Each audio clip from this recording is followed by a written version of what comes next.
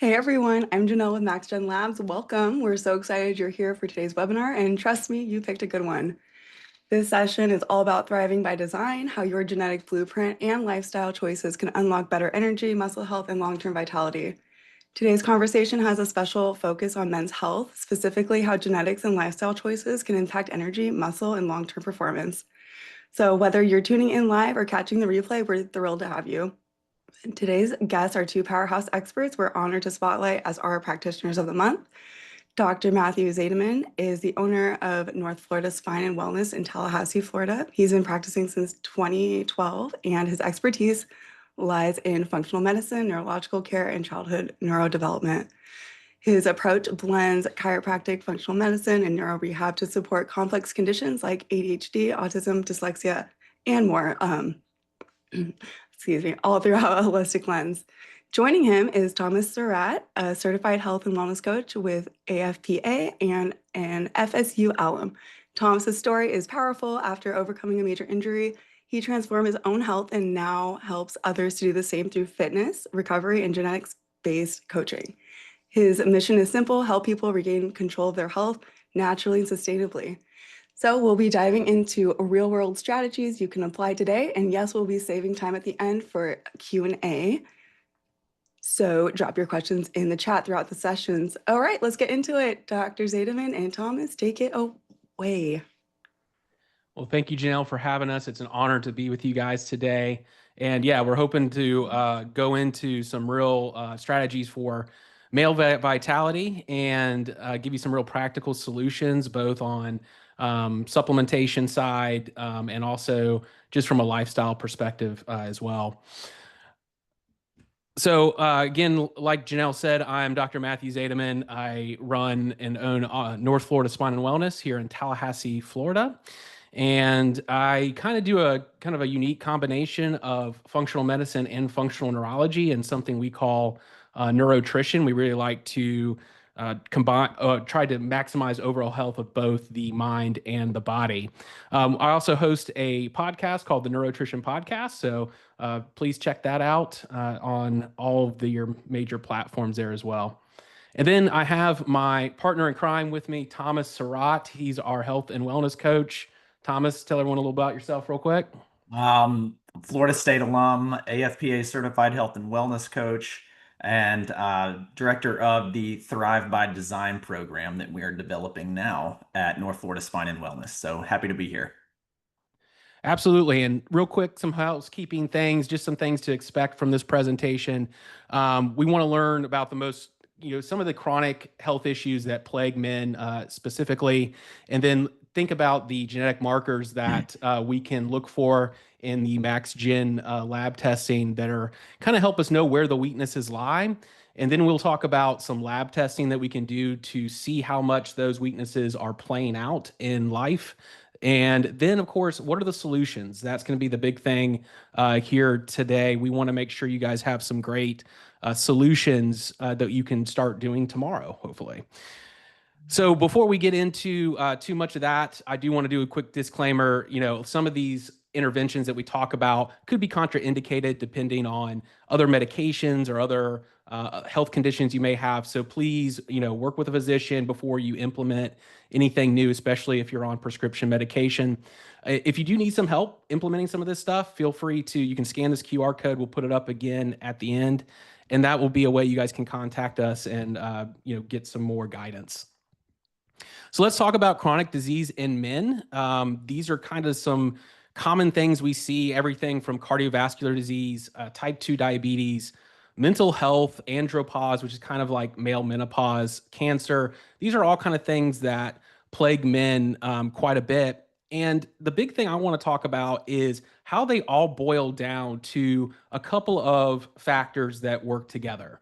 And that is your genetic blueprint. So where are your strengths and weaknesses in your genetics? And then your lifestyle and metabolic dysfunction. So we're going to be cycling through, you're going to see some commonalities on how all these come together.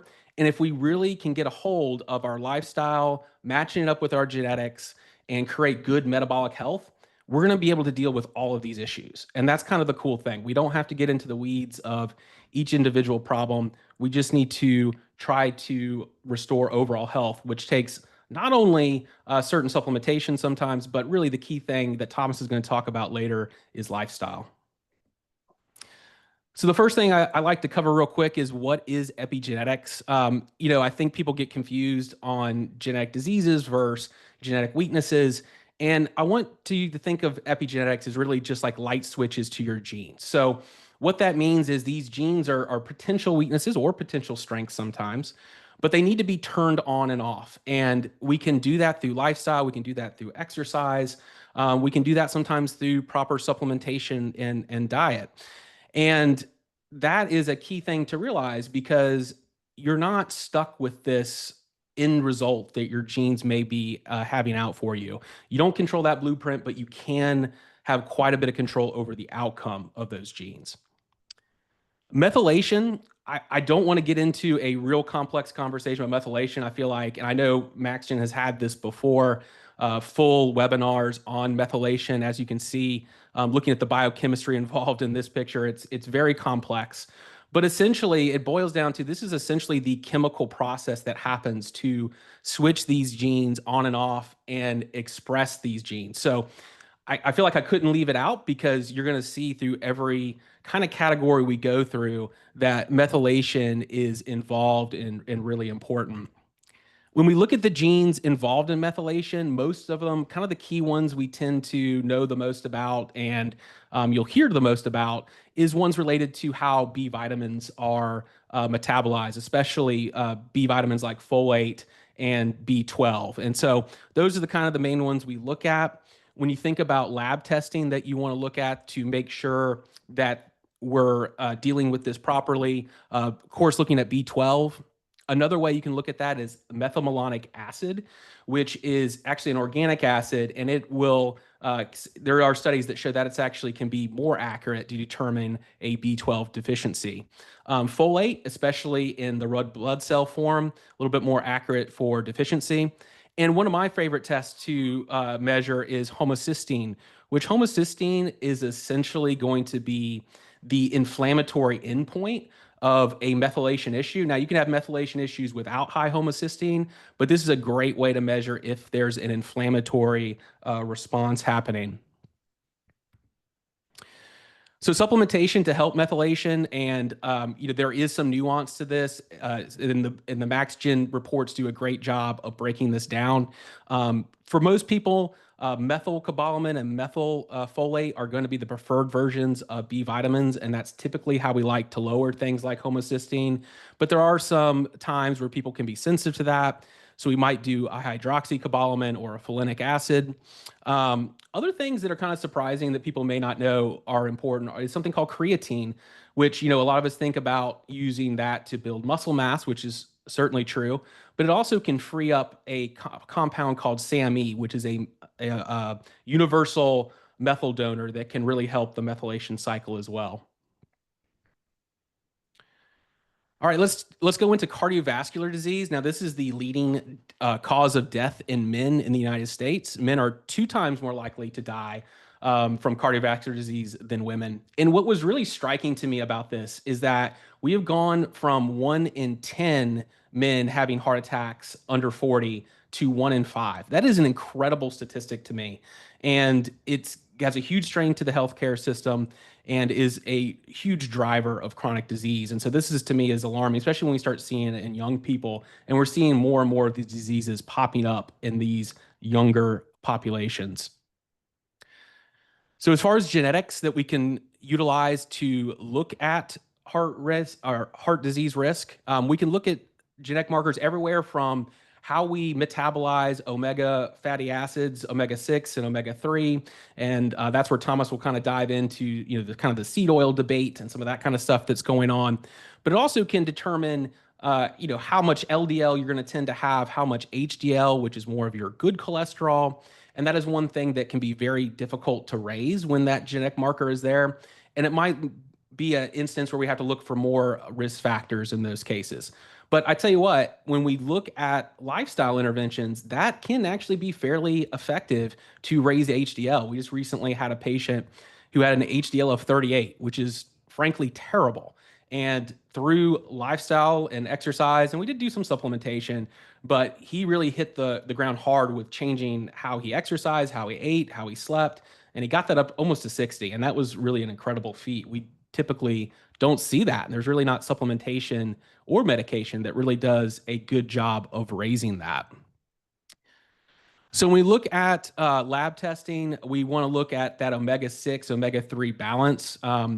If we're eating too much omega-6s, and one thing that sticks out, we're eating just as a population a tremendous more amount of omega-6s than we used to. It used to be, our ancestors were kind of at a more 3-to-1 to 2-to-1 omega-6 to omega-3 ratio.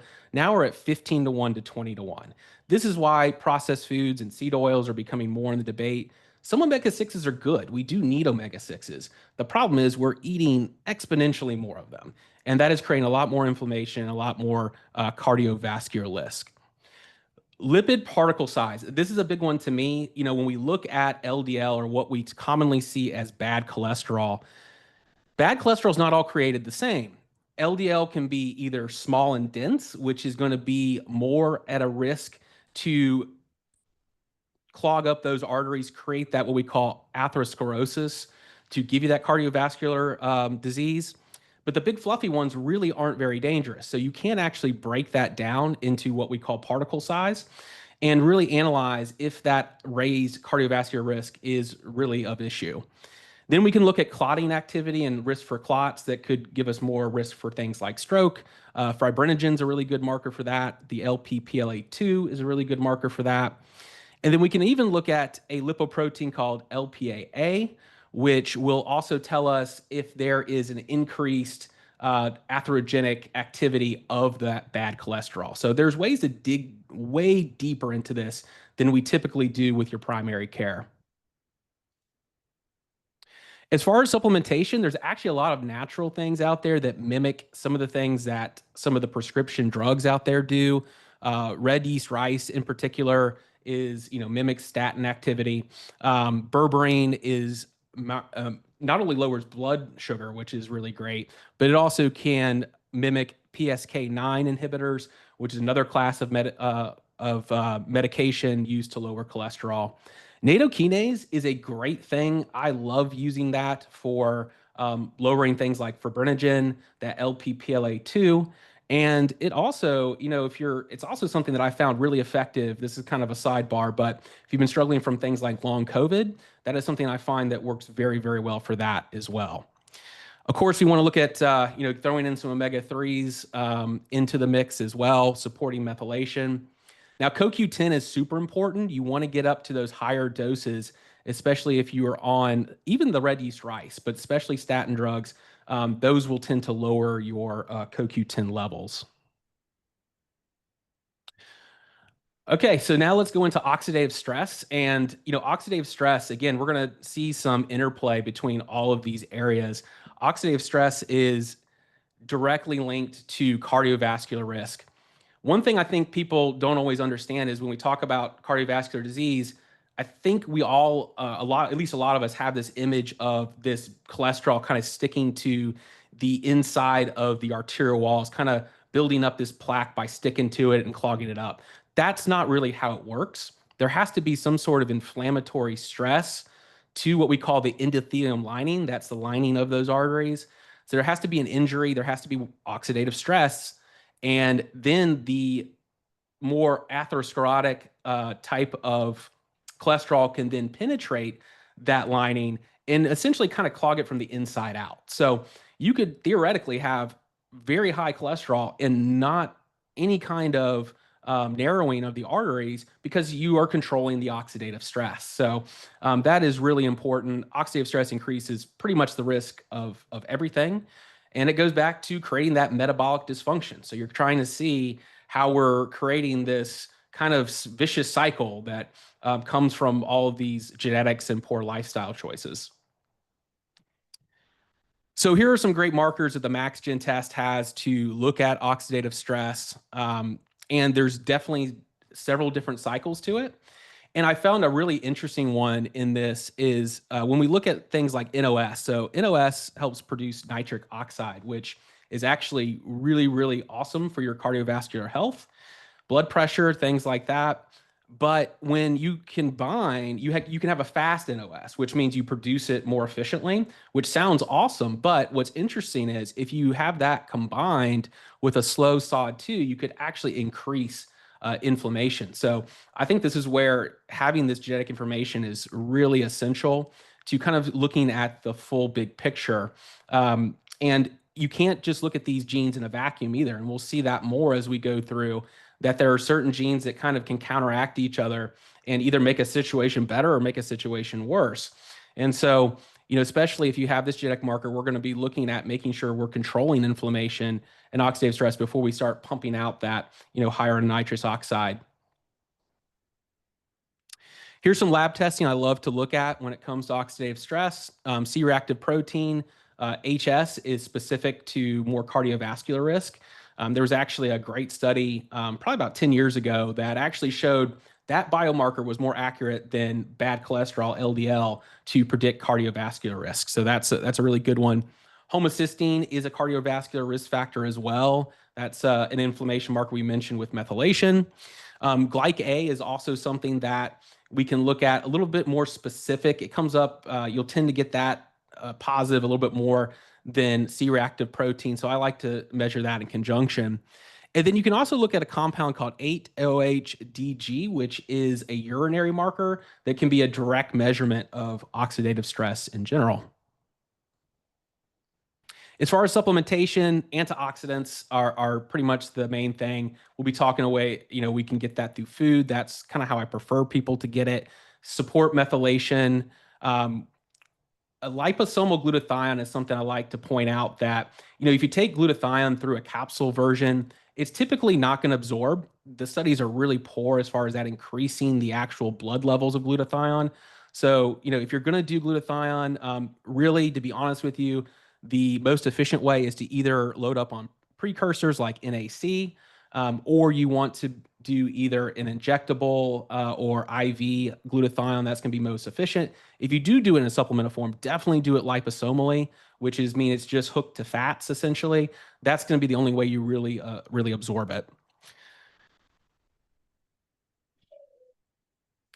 Okay, so let's go into sugar handling, which again, sugar handling, when that goes awry, we have obesity, we have increased oxidative stress, which means we have increased cardiovascular disease, and we continue this vicious cycle.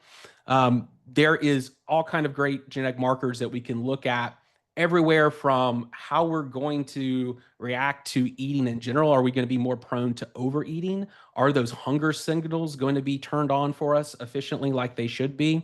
And are we going to efficiently bring insulin to the cell? When we eat sugar or our bodies produce sugar, we need that hormone insulin to take it and bring it into the cell. And there's certain genes that can make us more prone for that not to happen.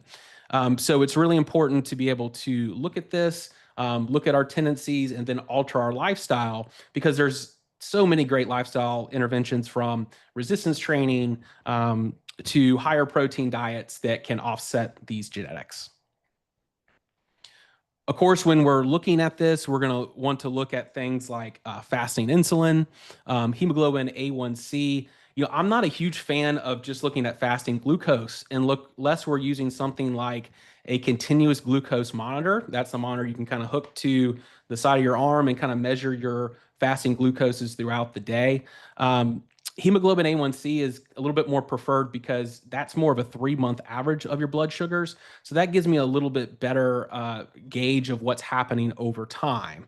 But certainly in the short term, if we want to know how certain foods and certain types of exercise are affecting the sugar levels, then a continuous glucose monitor can be a great tool to look at glucose ongoing. C-peptide can be a great marker for insulin resistance. And then an underrated thing is cortisol. Now, cortisol is kind of terrible as a blood test, to be honest with you. But cortisol is something that is our stress response hormone produced by our adrenal glands. But it's great to be measured either through urine or saliva. And that gives you a little bit more functional value.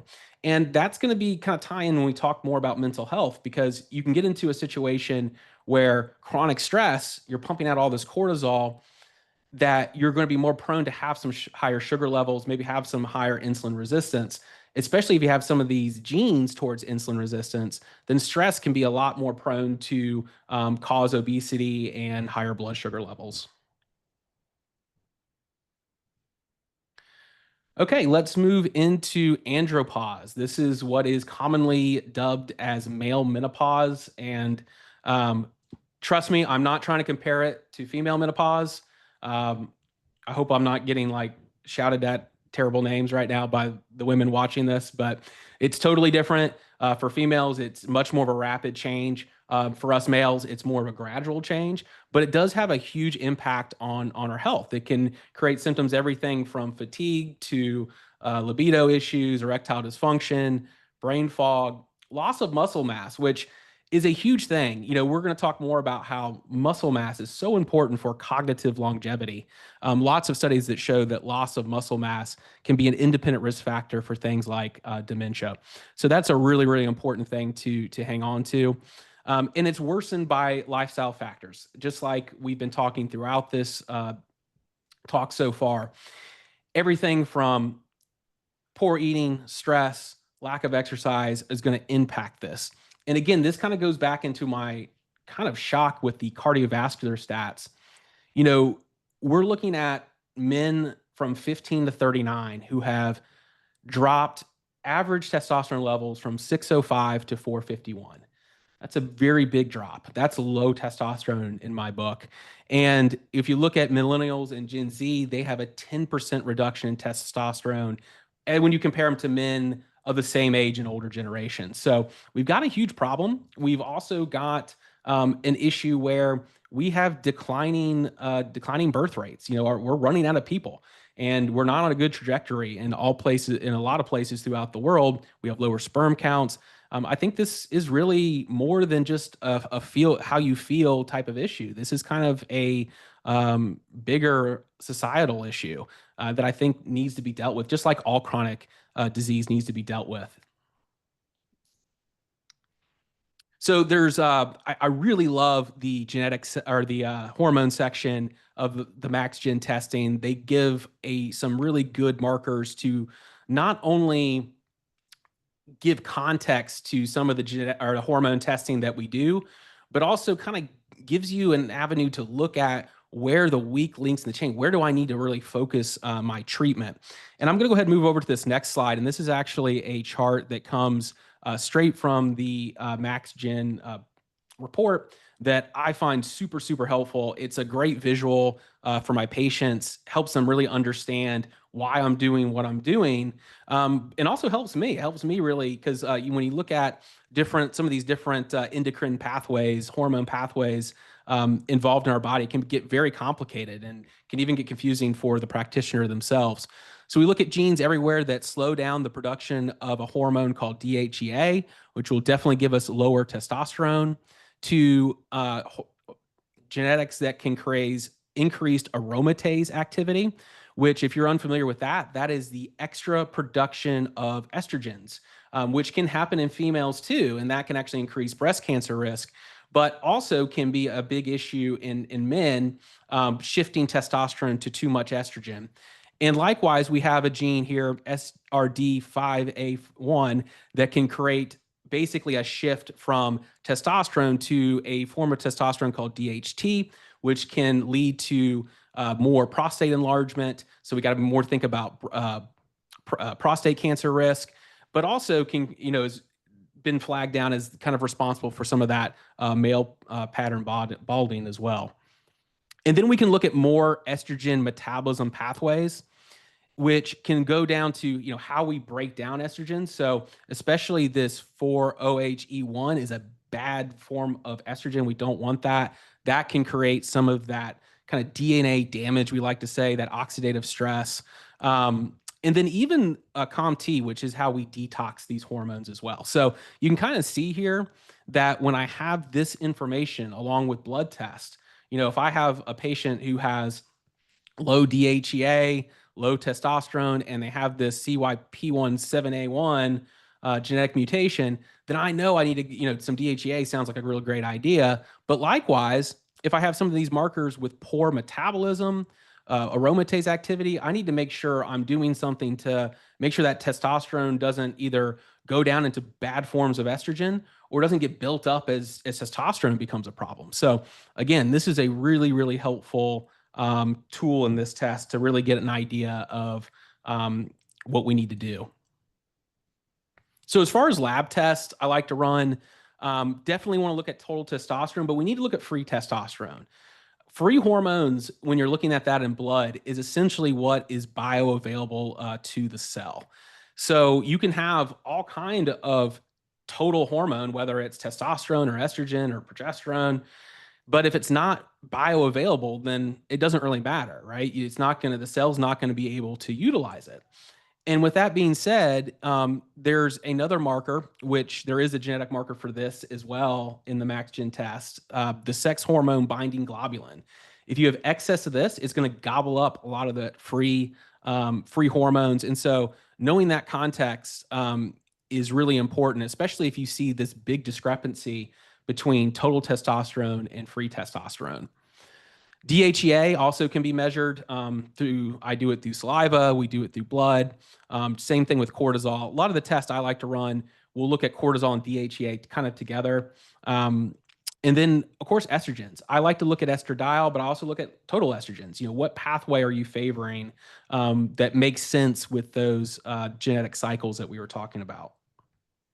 DHEA can be a great testosterone precursor. Saw palmetto can be used to lower the DHT, that bad testosterone. And then we can use things like calcium D-glucarate for phase 2 detoxification, which also can help get rid of the estrogen excess, and use a compound called DIM, which helps the metabolism. So that helps the two different phases of that. As far as aromatase inhibitors, zinc can be good. And then we also can use Tonkat Ali, which is one of my favorite herbs right now, to lower sex hormone binding globulin. That works really, really well. I find the root, you'll see, so one thing that's really confusing about herbs, you can have different parts of the herb that are utilized, and sometimes you'll get one that's really higher dosed as far as like the milligrams, but it not using the optimal parts of the herb. So that is something that I like to point out, that the root is more effective there, it seems. Methylation support, of course, is always going to be important for that healthier cellular function. Okay, so let's go into male mental health, which this was really shocking information to me when I looked at this. Males commit suicide, believe it or not, at rates 4 times higher than women. Men are 80% of all suicides. And that's really shocking. So we have 6 million men in the United States who have clinical depression. 78% of youth suicides, 10 to 24, are men. So we have a huge mental health issue in this country in general, but it really seems to affect men quite a bit. And I think a lot of it is, men are a little bit more hesitant to get treatment. They're not seeking it out, and we tend to ignore it. I think a lot of us are ashamed of it, but there is a bunch of things that we can do, not only with how we can look at our genes and neurotransmitters, but also there's a lot of things we can do with what we call neuroplasticity. And that's a real passion of mine, is balancing out that how the brain is connected with how the body is operating. So if we look at the genetic risk factors, as far as when we look at neurotransmitters, it can get real complicated. I feel like this is another section, much like when we look at methylation, that could be its own category in of itself. Essentially, the big ones, COMT and MAO, they're going to be, whether they're fast or slow, they're either going to result in more dopamine and serotonin or less dopamine and serotonin.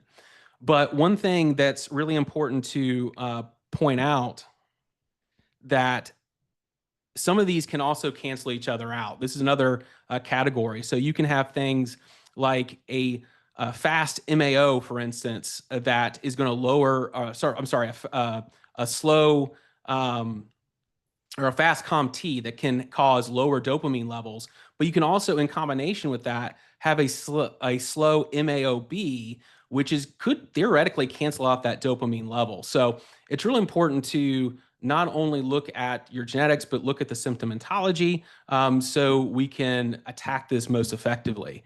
Another big one is BDNF, which actually impairs your body's ability to create neuroplasticity. And that can be actually altered by a lot of tools, but especially exercise. So some of the testing I like to do is not actually a lot of, you can do urinary transmitters, neurotransmitters. I'm not opposed to that.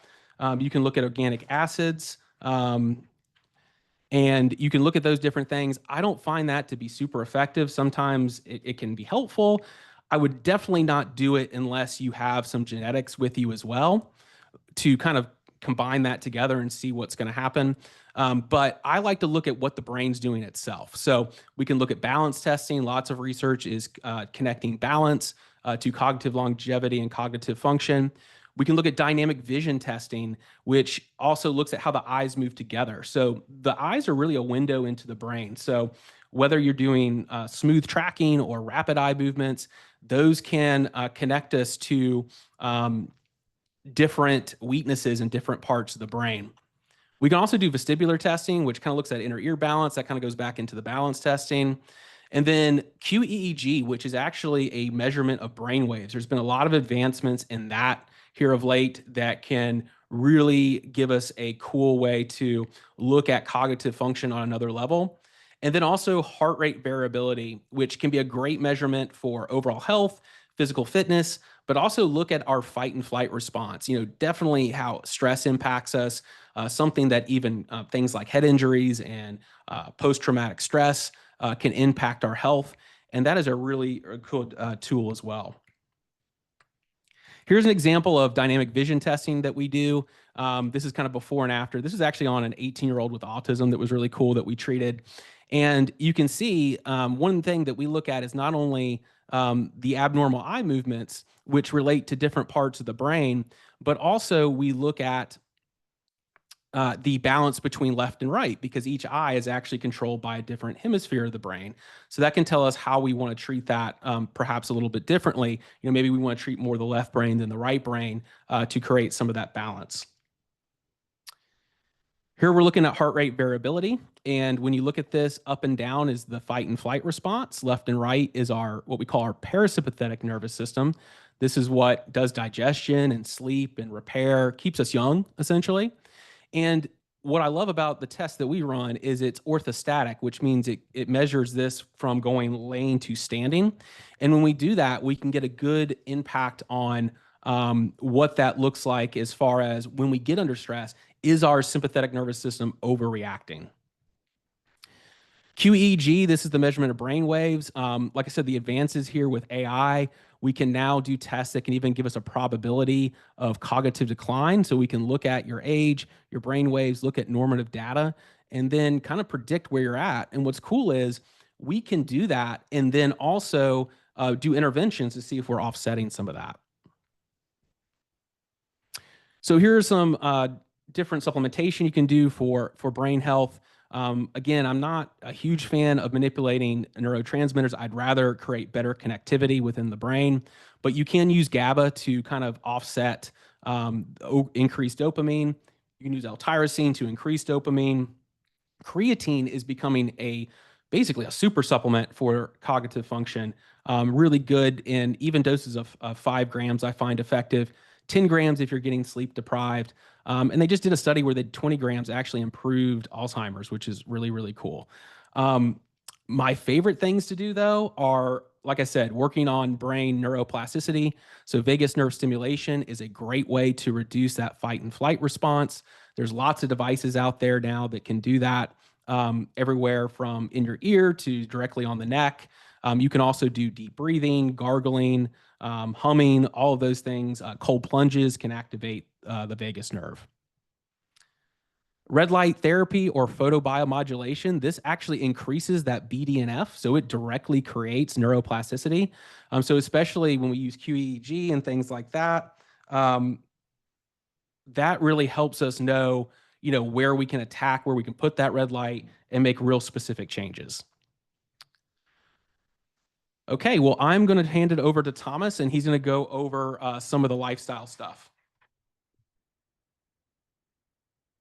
All right, thanks for bearing with us a little bit with the connectivity issues.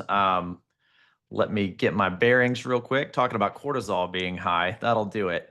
But I'm the health and wellness coach here at North Florida Spine and Wellness, and I truly believe that no matter what kind of genetics that you have, you can, either correct or at least mitigate your conditions by improving your sleep, your diet, and your exercise.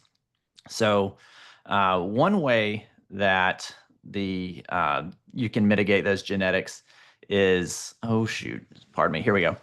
All right, so one way that you can improve your sleep is by taking a look at that clock gene, and that clock gene can be disruptive in real life scenarios for people who have like the night owl variant, and it doesn't necessarily cause poor sleep.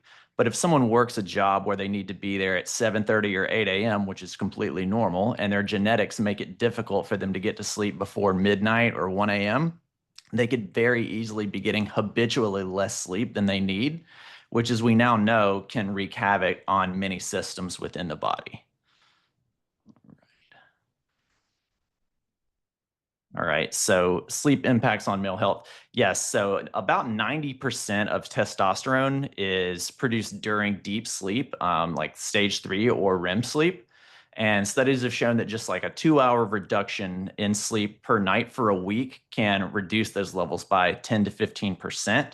And of course, cholesterol metabolism is primarily happening during this time, and loss of sleep quality has been shown to raise LDL levels.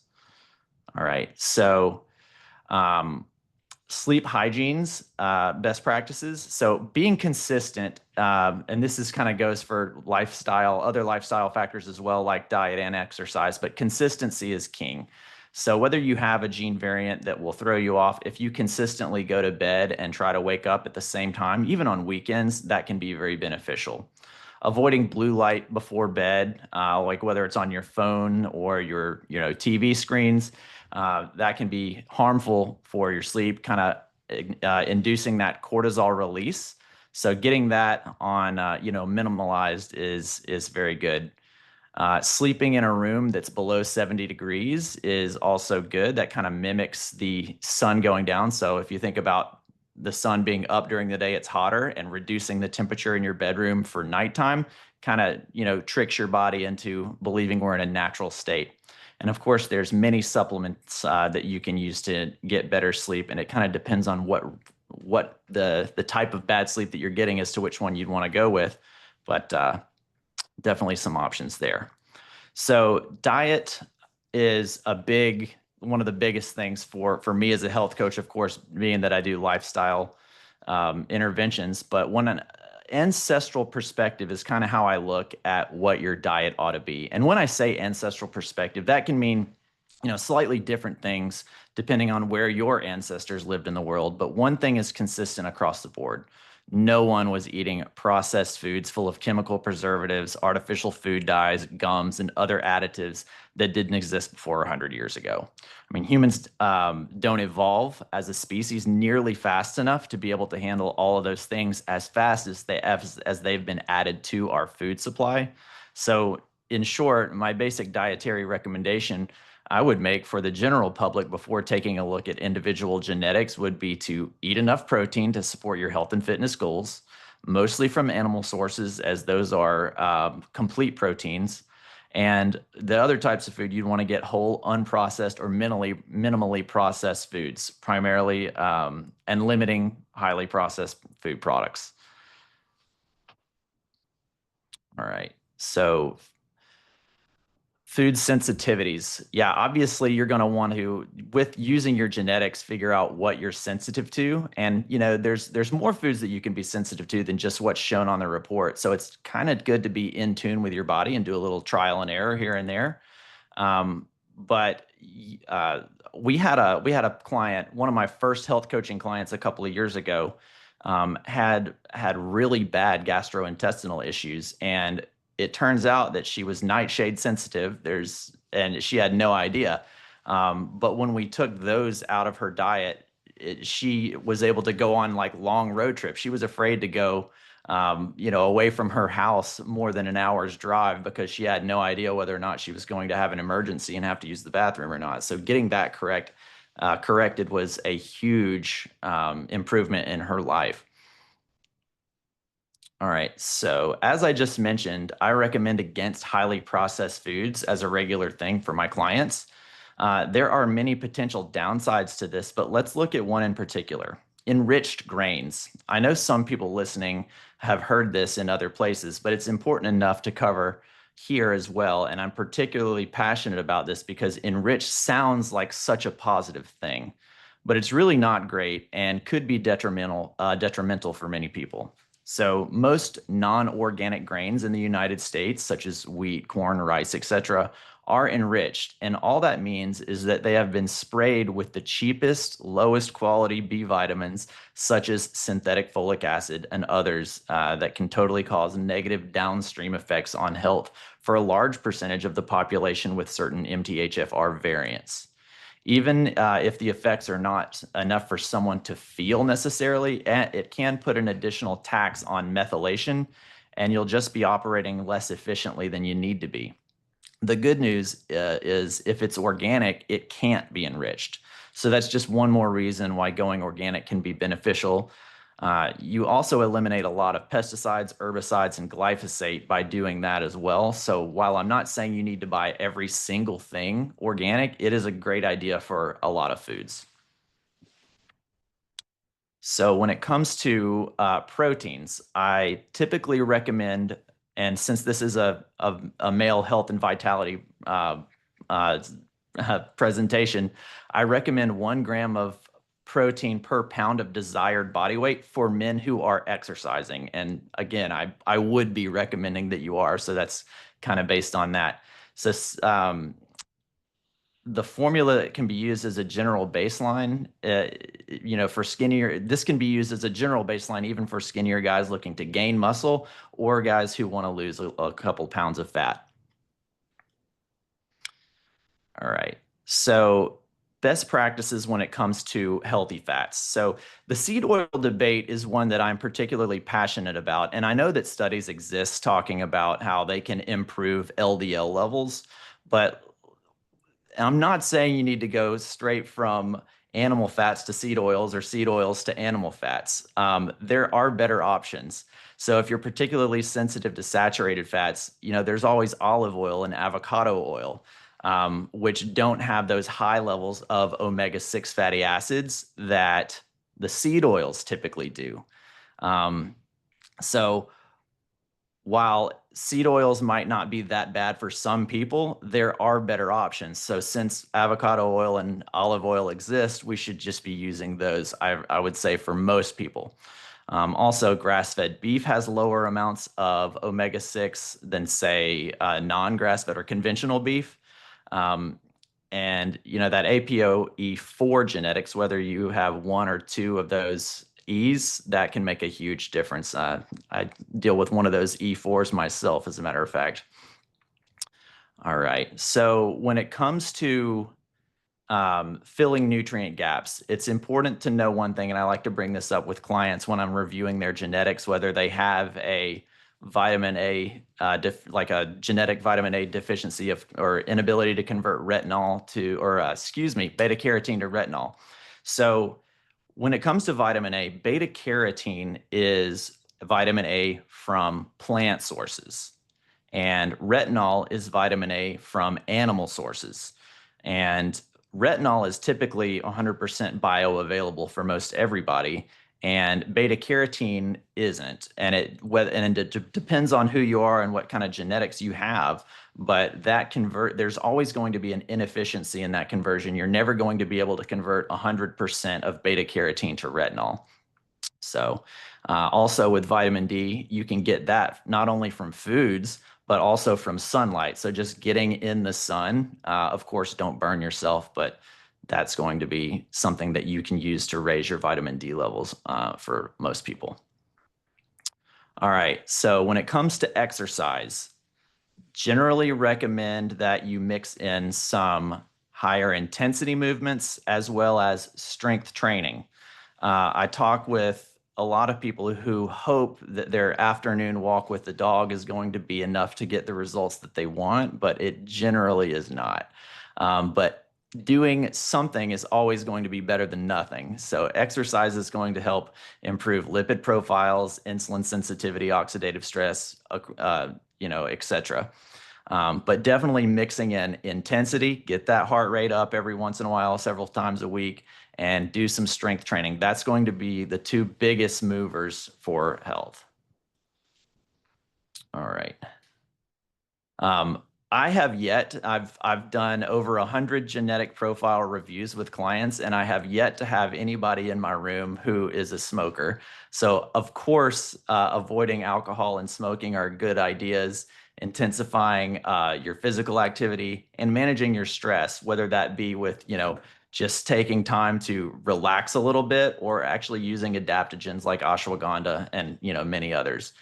And another thing that you can do to increase your, brain health is learning a new skill that helps with neuroplasticity by doing hard things. Like you've probably heard other, people in the health and wellness world say that choose your hard. So you can either choose to have a decent diet, do some exercise, learn some new things, and that being the hard part, or you can suffer from the consequences health-wise of not doing those things, which is also very difficult.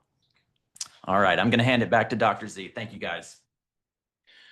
All right, so now we get to the point where what do we do?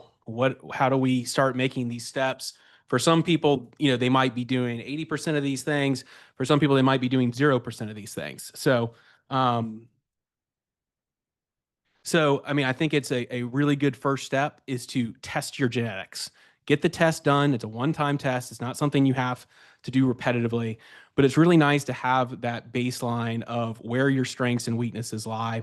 Then we can get those baseline labs. We can start looking at, where this is actually playing out. How is your lifestyle already offsetting this, or how is your lifestyle making that worse? And then we can go into making some goals. We always like to make what we call SMART goals. We want to make goals, not just write down, okay, I want to lose 50 pounds, but we want to say that in a way that how are we going to do it? Say it like we've already done it, and what are the steps we did to take it? And that's when we start making those small changes. Don't ever get overwhelmed and saying, okay, I'm going to go from 0 to 100 overnight. That is not something that we really have to worry about.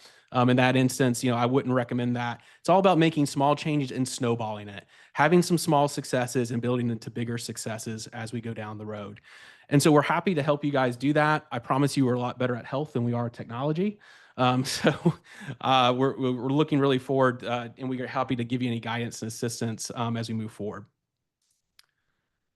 So with that being said, I think we can move into questions.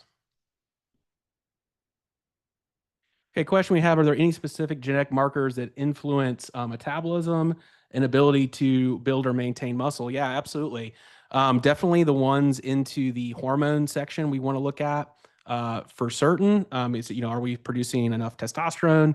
And then also an underrated one is going into the markers for T4 to T3 conversion. There's a lot of people out there who have a lot of thyroid symptoms, and this is probably, I would say, in honesty, a little bit more common in men than women. Or I'm sorry, in women than men. But for a lot of people, they don't convert. They have their thyroid's working fine. They're producing the hormone called T4, but they're not converting T4 to T3. And if you're not converting T4 to T3, then that's what your cells use. And so you can have a hypothyroidism that is really a thyroid conversion issue. And there's certain people who have a weakness towards that genetically. And there's things like selenium that can help assist that conversion, as well as cortisol management, and which goes back into the stress management. Cortisol will definitely block that conversion. Okay, so yeah, how do we support methylation genes to help improve both mental and physical health? Again, yeah, B vitamins are going to be critical. For most people, methylized B vitamins are going to be ideal. But for a few of us, we can have sensitivities to methylized B vitamins where we may want to use a form of B12 called hydroxy B12. But also we want to look at maybe a folinic acid, which is a different form of it's an active folate, but also can be beneficial. B6 is also something that we want to add in. That's a precursor for a lot of the neurotransmitters. And then that's when you want to kind of look at that balance between the COMT and the MAO. I will say that this is where I think creatine shines because it can really help support the methylation in a way that's going to kind of create that, that excess SAMe, which is that universal methyl donor. So I would say B vitamins and creatine are really, really great to have that combination. Yeah, so the next question is how do variations in COMT and MAO genes affect mood and motivation?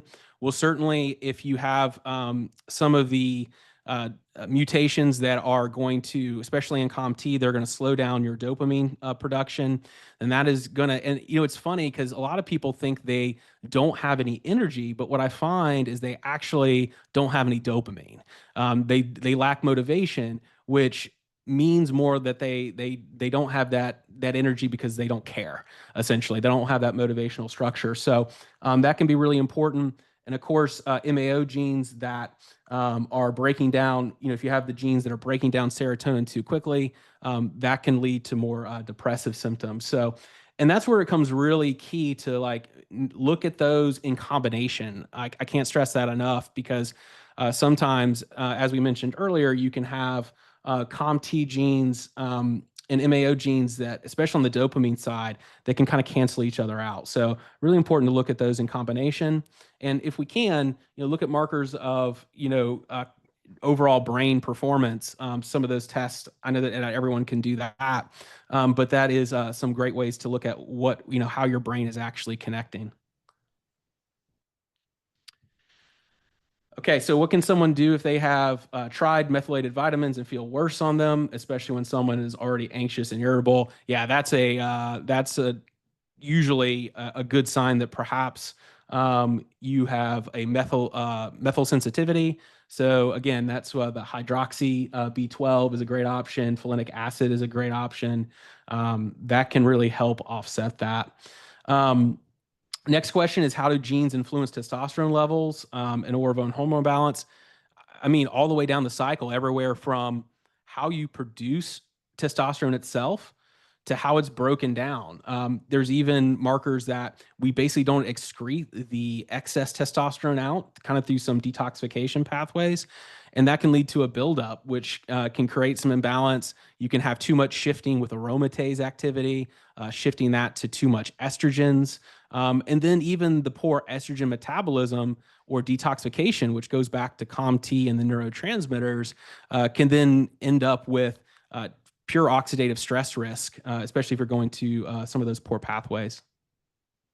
Okay, so next question, what role do neurotransmitter genes, dopamine or serotonin, play in mental health? Yeah, so dopamine is going to be more of the reward. So, we all get a dopamine hit when we're scrolling through, Instagram and TikTok and stuff like that. But it's going to be more of our motivation type of neurotransmitter. It does make us feel good. It kind of is our pat on the back type of neurotransmitter. And serotonin is going to make us happy. That is a neurotransmitter that's really important in that. And, not to get too much in the weeds of how the brain operates, but, I even see when I talked about kind of the balance between left brain and right brain, I see these genes sometimes line up with how people have developed developmentally.